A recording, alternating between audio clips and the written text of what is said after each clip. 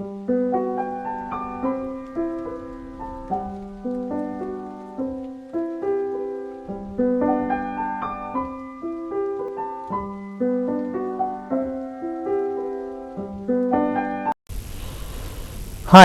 I am Dr. Abhishek Joshi and we are going to discuss about the digital modulation in this lecture.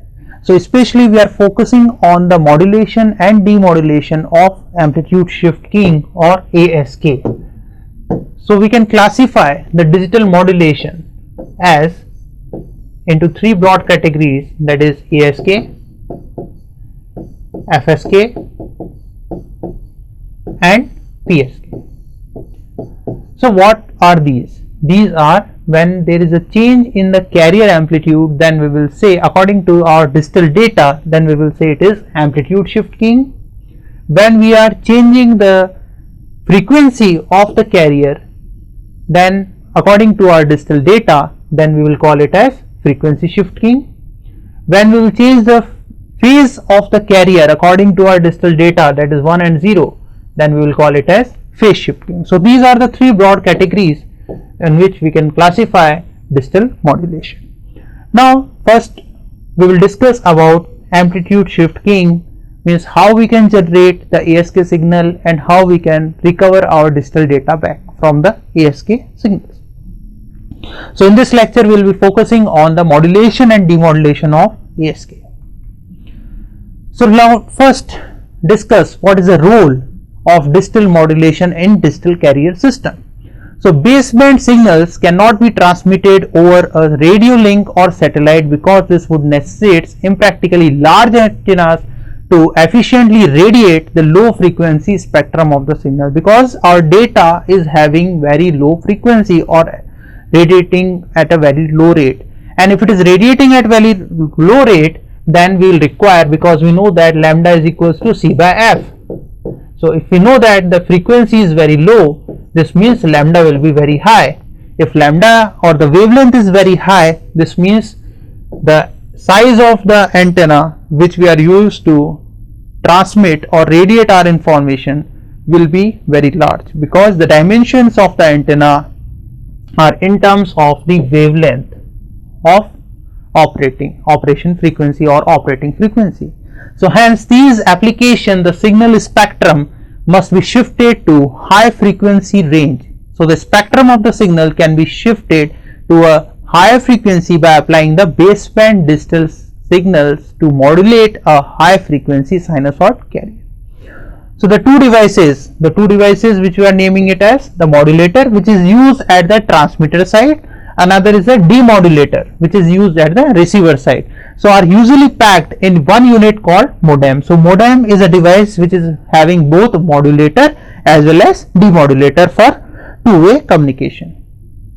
So this is the basic block diagram of digital carrier system. Here we have the message source. Message source is generating our data in terms of the sequence of ones and zeros, and this data is given to the signal transmission encoder. This is nothing but our line coding. So there are different line coding, as we have discussed in our previous lectures, that unipolar, bipolar, RZ, NRZ. So accordingly we can use any of the line coding, but for a specific digital modulation technique we will be using only one of the line coding. So we have to choose one of the line coding for a specific modulation or digital carrier modulation technique. Now this is the modulator which we have to focus on, and this is the demodulator which we have to focus on. So here this carrier wave is given to this modulator. So here we are using a balanced modulator where the signals are multiplied. So our digital data is multiplied. So whatever signal we have, so for example here we have a signal transmission encoder, and this modulator means whatever line code we are using, whatever data, digital data we have, we are multiplying it with a carrier or analog carrier A cos of omega ct. So this is our carrier signal. Now this is multiplied. So here we have message which is represented by mi. Here we have transmission, or you can say the line coded signal in polar, bipolar, RZ and RZ. It is represented by SI, and the modulated output modulated means either it is ASK modulated, either it is FSK modulated, or it may be PSK modulated. Now the modulated output is represented by SIT. Now the channel is, it can be a guided media or unguided media, or you can say wireless media. So the signal is received at the receiver side. So at the receiver side we have this XT. Now this is the detector, this means the demodulation which we have to perform, either ASK, PSK or FSK, and the signal transmission decoder means whatever signal line coding we are using, the same is reverted back and the data is converted in the form of the digital levels, or you can say the binary levels in form of 1s and 0, and the data is further estimated. So now we can define what is digital modulation. So in baseband pulse transmission, the input data is represented in form of the discrete PAM signals. So because we talk about the 1s and 0s, that is a digital data, but if we can take the PAM signal, it will cover the different levels or multiple levels. So these signals are transmitted over a low pass channel. So baseband signal has an adequate large power at low frequencies, because they can be transmitted over a pair of wires or the coaxial cable when we are talking about the guided media. But it is not possible to transmit the baseband signal over a radio link or satellite, because the impractically large antennas would be required for this. Okay.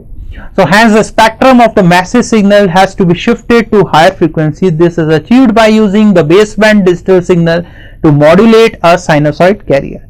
So this is called the digital carrier modulation or digital passband modulation. So here you can see the different classifications according to the change in the characteristics of the carrier. So if the amplitude, for example this VC, is changed according to digital data, we can classify it as amplitude shift keying. It is also known as on-off keying, because in one data level you have the carrier, another data level is 0. So it is also known as on and off the carrier system. It is also having the classification of phase reversal keying or PRK. Similarly, if the frequency, that is omega c, is changed according to the digital data, then we will call it as frequency shift keying. It can be further classified as octave frequency shift keying or OFSK. In some cases it is known as fast FSK or continuous phase FSK, CPSK, or the binary PSK is the specific classification, where we have only two data levels and two data levels are representing two different carrier frequencies. So the third classification is according to the phase. So when the phase of the carrier, that is a sine wave carrier, is changed, then it is known as the phase shift keying. And because the digital data is nothing but in form of 1s and 0s, so it is, in some cases it is phase reversal keying, or specifically we are concentrating on the binary phase shift keying. So in AM array we will see further classified according to the more number of data levels, where M is greater than 2. So we are concentrating on M equals to 2 initially, where we have two data levels. That is why we are calling it as a binary ASK. It is known as binary FSK, frequency shift keying, or it is known as binary PSK, BPSK. So there are also multi levels, multi data levels also there. So if we have the multi data levels where the value of M is greater than 2, it may be M equals to 4, it may be M equals to 8. So according to the data levels, we will further classify it as a multi-level discrete masses DT M levels. And we have the multi-level ASK, that is AM array ASK. We have the multi-level FSK. When we have more than 2 levels, like 4 levels or 8 levels, and we are representing it by multiple frequencies, then it is FSK. When we are having the multiple levels, we are representing it with a different phases, then it is known as AMPSK or AM array PSK. If you have 4 levels, then we will call it as a quadrature PSK, QPSK. So if the combination of AM and QPSK is also known as QAM, or combined with ASK, that is QAM. So we can further classify, or we can broadly classify the digital modulation schemes in two, that is the binary schemes and M-array scheme. Binary schemes that like BASK, BFSK, BPSK. In M-array schemes we have MASK, MFSK and MPSK. So these are the M-array schemes. So in binary schemes we send any one of the two possible signals during each signaling interval of duration TB. So now TB is the bit duration. If we are talking about the bit duration, that is BT, so TB is represented by one period of the bit, or you can say the bit duration. So examples are ASK, PSK, FSK, as we have discussed. In M-array schemes we send any one of the M possible signals during each signaling interval TB. Examples are M-array PSK, M-array FSK, QPSK and MSK, or QASK or QAM. So these are the different schemes. So M-array schemes need less bandwidth as compared to the binary schemes, but the error performance of M-array schemes is poor as compared to the binary schemes. So digital modulation. So what is the digital modulation? With a carrier, or specifically with a sinusoid carrier. So with the sinusoid carrier, this feature that is used by the modulator to distinguish one signal from another is a step where there is change in amplitude, frequency, phase or the carrier. So the result of the modulation process is ASK, PSK or FSK, as we have seen in the previous slide. But the PSK and FSK signals are much more widely used than ASK signals. Now we have different parameters to identify or to judge a particular modulation or digital modulation technique. So first parameter to understand is the probability of error, that is represented by PE. So the most important goal of passband data transmission system is to design the receiver having the minimum value of average probability of error in presence of additive white Gaussian noise, that is AWGN, and the value of PE should be as small as possible. Another parameter is the power spectra, or we can say it is the power spectral density, that is a PSD. So it is a graph of the power spectral density plotted on the y-axis versus the frequency on x-axis.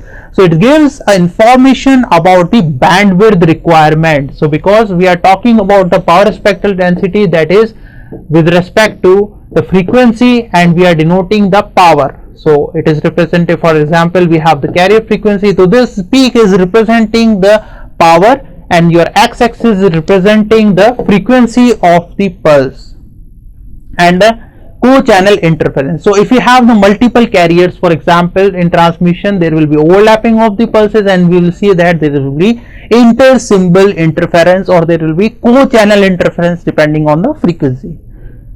So the bandwidth efficiency, the third parameter is the bandwidth efficiency, that is the ratio of the data rate, that is bits per second, to effectively utilize the channel bandwidth. So it is denoted by the rho, that is equals to the bit rate RB divided by the bandwidth B. So it is, the unit is given in bits per hertz. So the channel, the communication system should be spectrally efficient. So this is the requirement. We must utilize the channel bandwidth. Now this is the main topic of this lecture, that is amplitude shift keying. As we have defined what is amplitude shift keying, now we will process it mathematically and we will see how it is represented and how it is generated. So there are two basic forms, that is amplitude and angle modulation, that is the subclassification of the binary schemes. So in amplitude modulation, the carrier amplitude is varied in proportion to the modulating signal, as shown in the figure which is in the next slide. I will show you. Here you can see we have the carrier and we have the data and it is multiplied. So an unmodulated carrier, we have the unmodulated carrier represented by cos of omega CT, or you can say omega t. The on-off baseband signal MT, the modulating signal, is shown in figure B. As you can see, we have the unmodulated carrier. unmodulated signal, that is our digital data in form of ones and zeros, and here we have the on off baseband signal modulating as we have shown, and it can be written, so we are representing mathematically, that is our MT. So MT can be mathematically represented in form of the pulses, that is the amplitude of the pulse given by AK, and the pulse, that is PT minus K times of TB, where this pulse PT can be a rectangular pulse represented by pi T minus TB by 2 and by TB. So this will be the representation of the rectangular pulse which is used, or you can say the unipolar NRZ signal which is represented. So here the line code having the amplitude either 0 or 1, or you can say it is a unipolar NRZ signal, is on and off. When the carrier amplitude is varied in proportion to MT, we can write the carrier modulated signal as MT, that is cos of omega CT, and we have represented our carrier, that is A cos of omega CT is our carrier. Now this is the data in form of ones and zeros. Here we have that is a form of unipolar NRZ. So unipolar NRZ signal and the carrier or analog carrier, when it is multiplied, we will get the ASK signal, that is the amplitude shift keying signal. So as we can see, where we have 1, we have the carrier, where we have 0, we have no carrier. So we have carrier, no carrier according to our digital data. Carrier, carrier, no carrier, no carrier, no carrier. So that is why it is also known as on-off keying. Means we are turning on and off the carrier according to the digital data. So that is why it is also known as on-off keying. So figure is represented the carrier, that is cos of omega CT, modulating signal, that is MT, or you can say digital data, and the ASK modulated signal, that is MT cos of omega CT. So this is the processing of the waveform which we have discussed. Now the ASK is a form of digital, now we are defining in a formal words, is a form of digital passband modulation technique in which the amplitude of the analog signal, or you can say the analog sinusoidal carrier signal, is varied to represent the input binary data. The frequency and phase of the carrier signal remains unchanged because of the two output levels. The carrier is either on or off. That is why ASK is also known as on-off keying, as I have explained you in the previous slide. So the ASK modulator block diagram. Now we will discuss how we can generate the ASK signals. So it is represented here.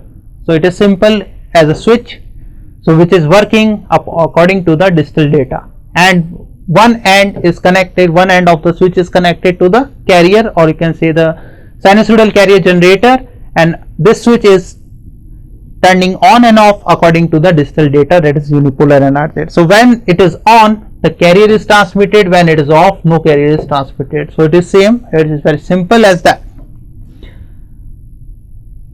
So the binary scheme from the message and the band limited signal at the receiver side. So we have the carrier generator sends a continuous high frequency carrier, that is binary sequence from the message signal, makes the unipolar input, because we are using a unipolar signal. So we are using unipolar input to be either high or low, because in unipolar you have only two data levels, that is a high level and a low level. So high signal closes the switch allowing a carrier, hence the output will be a carrier signal at high input. Where there is a low input, the signal, or you can say the switch opens, so allowing no voltage to appear at the output, hence the output will be low. So the band limiting filter, that is a shape the pulses depending upon the amplitude and the phase characteristics of band limiting filter or the pulse shaping filter at the receiver side. So this is the block diagram, or you can say the basic block diagram of ASK modulation, where we have the sinusoidal carrier, we have a unipolar signal or unipolar NRZ signal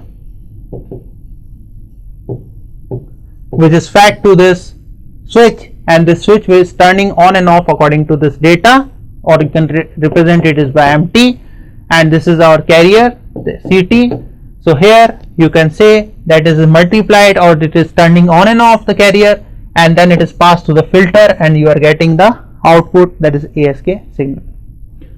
So from another angle one can describe the scheme as a modulation of one dimensional modulation scheme, where we have one basis function given by phi1, that is given by under root 2 by TB cos of 2 pi fct, and in ASK carrier of the signal we have two signals to represent, that is S1t and S2t, where we have the binary 1 and 0, that is represented by this, for 1 it is represented by the carrier and 0 is represented by 0 or no carrier. So how we can find? So the energy of the signal, so energy of the signal can be represented by, that is E of amp, that is given by integration from, by integrating and taking the square. So integration from minus infinite to plus infinite am square p square t dt. So we are getting after the integration, that is am square ep. Ep is the pulse energy, that is having the pulse represented by pt. So we can find the average energy given by the pulse energy divided by the m. So here we have ep by m, and where value of m is from 1 to m.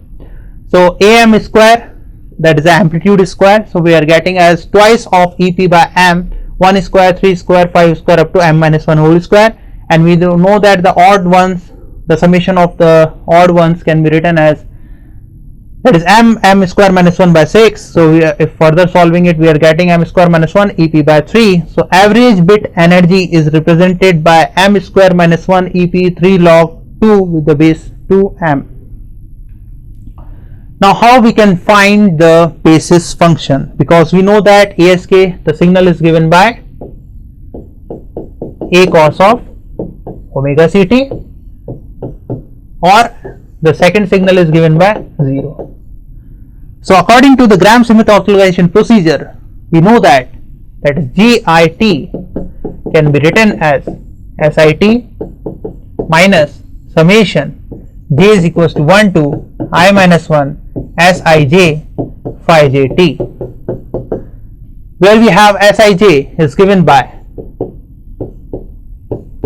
that is integration from minus infinite to infinite or 0 to TB if it is the case of the pulse, SIT phi j t dt, and the basis function, the formula for basis function phi it can be written as GIT divided by energy under root the energy of GIT, that is from 0 to TB GI square t dt.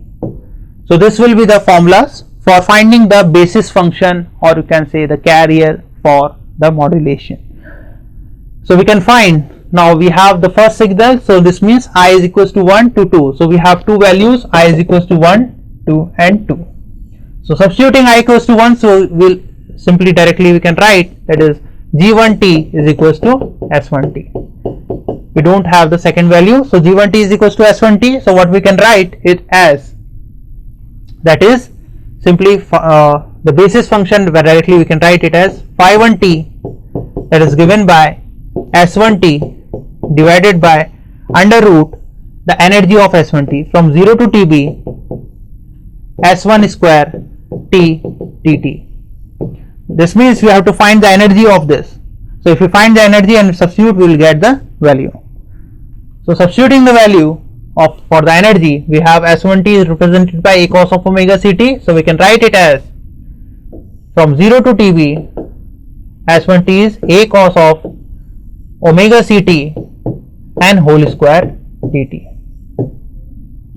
So we can expand it as integration from 0 to TB A square cos square omega ct dt, and this is the trigonometric identity. Cos square can be written as 1 plus cos 2 omega ct by 2.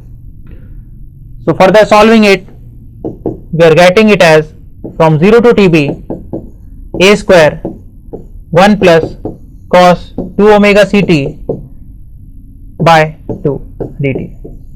So this means we have two components, that is a DC component and a carrier component. So it can be further splitted as A square we can take outside. So we have 0 to TB dt and another term 0 to TB cos of omega 2 omega Ct dt, and 2 we can take outside. Okay. So here this integration for the entire cycle will be equals to 0. So this term will be equals to 0. What is left is, that is energy that is given by a square by 2, and integration of t dt will be simply t. So upper limit is Tb minus 0. So this means we are getting it as a square Tb by 2. So this will be the average energy of the signal.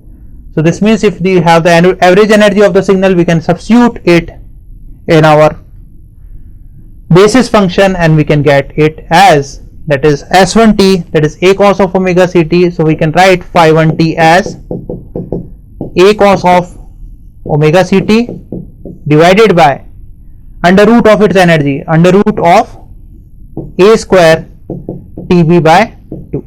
So here we can take a square outside and this will be cancelled. So a square and a will be cancelled, and what is left is the phi 1 can be written as, phi 1 we can write as root 2 by Tb, or this can be written as root 2 by Tb cos of omega Ct. So this will be the representation of phi 1t. Now the second term, that is the second basis function, will be equals to 0 as S2t is equals to 0. So we don't have the second basis function. So it is represented by only one basis function, that is phi 1t.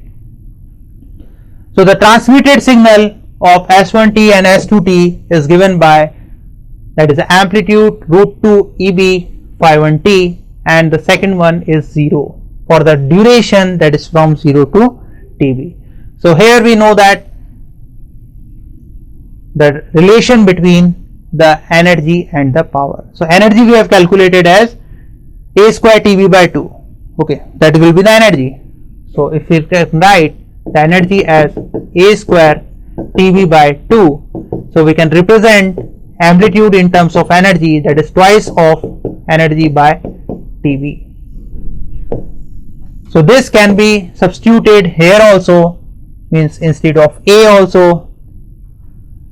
So here we can represent the symbols, that is S1t and S2t, that is under root 2 Eb phi 1t from 0 to Tb and 0 from 0 to Tb. So if we represent in a signal space diagram, or it is known as signal space, or it is known as the constellation diagram, then we can represent these two symbols, that is S1t and S2t, as that we have the S1t represented by the first message point and S2t represented by the second message point. So one point is 0. So at 0 we can take the origin, at we have the origin, we have S2t, and another point is having the energy root of Eb. So if you want to take the decision between the two samples or two data points at the receiver side, so decision boundary will be half of the distance between these two. So if you calculate the distance between these two, so half of the distance between these two will be the decision boundary. So region for taking decision that this symbol is S2, so it is Z2. The reason for representing the symbol S1 is represented by Z1. So here we can find the power spectral density of ASK signal. So we have seen that the data, digital data, is multiplied with our carrier, so it is represented by phi t, that is mt cos of omega Ct, and S phi t we can write, this is our formula for finding the power spectral density using the Wiener-Khinchin's theorem, that is S phi t is limit given by limit t tends to infinite psi tf, that is the Fourier transform of our pulse square by t. So where we have psi t is the Fourier transform of the truncated signal, so we can write phi t, that is given by phi t, and in terms of the unit step signals ranging from ut plus t by 2 to ut minus t by 2, we are writing mt, that is ut plus t by 2 minus ut minus t by 2 cos of omega Ct. So we have mt multiplied by cos of omega Ct, that is psi t is given by 1 by 2 mt f minus fc and mt f plus fc. So as a result of PSD, the modulated carrier signal, that is phi t, that is given by SF, that is limit t tends to infinite 1 by 4 mt f plus fc plus mt f minus mc square by t. So the power spectral density of the modulated signal will be the frequency shifted version, because actually we are multiplying it with the carrier. So frequency is shifted, f is shifted with carrier frequency and f is shifted by the negative frequency. So we have limit t tends to infinite 1 by 4 mt f plus fc and f minus mc. So these are the two components. So we are representing in terms of, that is 1 by 4 sm f plus fc plus 1 by 4 sm f minus fc. So now the ASK signal fits this model with mt being on off signals. Using a full width of NRZ pulse, the PSD of the ASK signal is the same as that of the on off signal, that is the plus minus half c as shown in the figure. Remember, by using the full width rectangular pulse given by P, that is TB equals to 0, N equals to plus minus 1 plus minus 2. So we can represent the power spectral density of a ASK signal, that is our P of f, or you can say the ASK, it is shifted. So previously we have, for our line coding unipolar NRZ, we have the line coding here at 0, and it is shifted by the carrier frequency, that is fc. Another component is the negative frequency, which is the imaginary frequency, which is shifted at minus of fc, which is not shown here in this scale. Only we are considering the real frequencies, that is the fc. So here this is the frequency range and this is the power spectral density of a ASK signal. Now how we demodulate it? So this asynchronous ASK detector consists of a half wave rectifier, that is a low pass filter, and a comparator. So modulated ASK signal is given to the half wave rectifier, which delivers a positive half output. The low pass filter suppresses the higher frequencies and gives the envelope detected output, from which the comparator delivers the digital output. So this is the block diagram where we have the modulated signal, which is modulated by a ASK modulator. Now this signal is rectified. So after half wave rectification, what we'll get is the negative half will be filtered out and we are getting the positive pulses. Now this positive pulses are having the high frequency. When it is passed with a low pass filter, we are having the pulses in this form. Now this is compared with a threshold detector and we are getting our digital data, that is our signal. So this is the concept of asynchronous ASK detector. So in this lecture we have discussed about the ASK modulation, how we can modulate a signal and how we can demodulate a signal using a asynchronous detector. So these two techniques we have discussed in this lecture. So here I am stopping this lecture. Thank you.